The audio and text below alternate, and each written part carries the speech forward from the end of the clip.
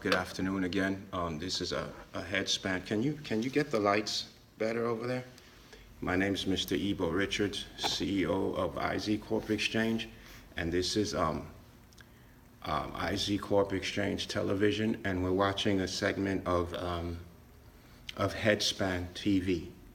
Hejspan is a division of IZ Corp Exchange. Again, my name is Mr. Ebo Richards, and I'm just here to give a quick synopsis on a risk management question that was brought to my attention. The question was, basically it was risk management with a portfolio allocation. Since my one of our guys on the Smart Investor Society got on and we were building a portfolio, and it was brought up that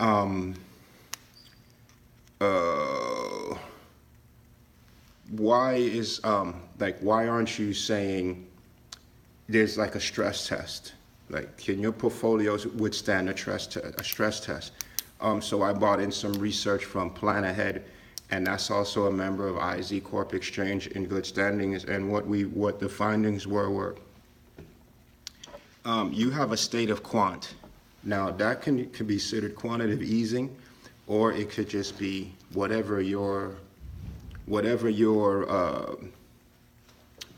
model is, according to what number is, according to how much you're spending, to what you're buying, to what industries you're in, pretty much to what part of the year it is. So you have to have, what we do at IZ Corp Exchange, we have a lot of third-party administrators. So you have to fine-tune everybody and get everyone on the same page. And that is the regulatory aspect of what we call here at IZ Corp Exchange, the state of quant.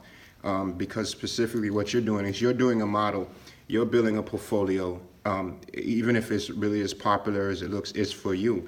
It's for a certain type of client. At IZ Corp Exchange, especially dealing with hedge funds, this isn't Walmart. You just can't walk in off the street and say, here's $1 million, put it to work for me. You can do that with Piedmont, and you can do that with Bank of America and a lot of other funds, but you will not be able to do that here. So we have to specifically bring you in, sit you down. Now we're trying to match our products with your need, which is the question here says, even before the Brexit vote and before the financial reform, the stress test really didn't pertain to portfolio allocation. It just went to the big banks and how well they're performing. No one really knew when the crisis came what they had in their portfolios or what they didn't, and we have the research to prove it because we looked at AIG, which was the largest firm, and they had no idea how long their tentacles were around the world. I mean, they actually went around the world twice. That's how much business they were tied in, and they had no idea. The managers and the CEOs had no idea how much business or what they were buying or even what they were doing. But they were able to get the money and survive the stress test. So the model works. It's just how you're managing. I don't have my bullet point presentation here, so we're just going to go right through this. In-depth stress tests are not, like I said, they're not just for financial institutions. They're for portfolios, allocations now. So that's why we're here. The main thing is, how does your portfolio react to a stress test? How does it react to it? Another question, is how does it reflect the stress test? Not to be confused with a reaction, but how does it reflect the stress test? You can put a stress test that might work on a big institution on your portfolio, and it might match, but it might not match.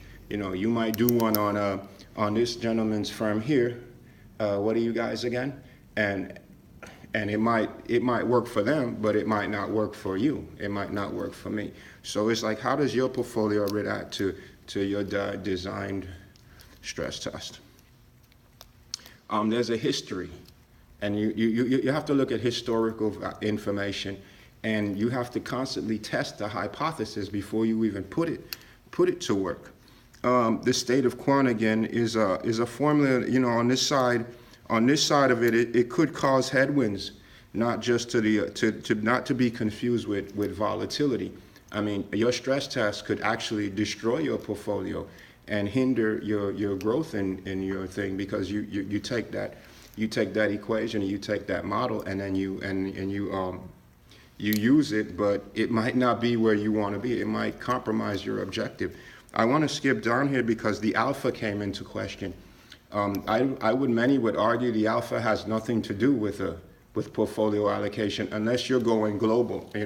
You're looking more like the alpha in what I would argue is more of a macro outlook on building the portfolio.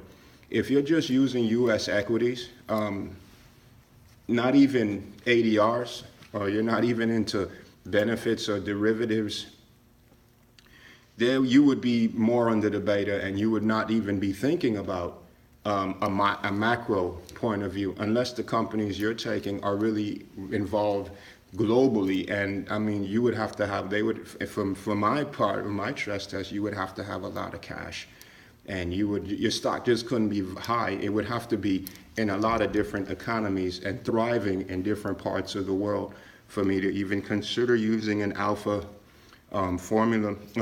I like support and resistance, but like I said, using the alpha, if you're going to go that way, the benchmarks nor the volatility, depending on the state of quant inside the portfolio, it doesn't really matter, because right off the bat you would get it wrong. So, and then you would confuse your managers, or you would confuse your investors. First and foremost, you would confuse your investor, and then you would have some serious problems. So,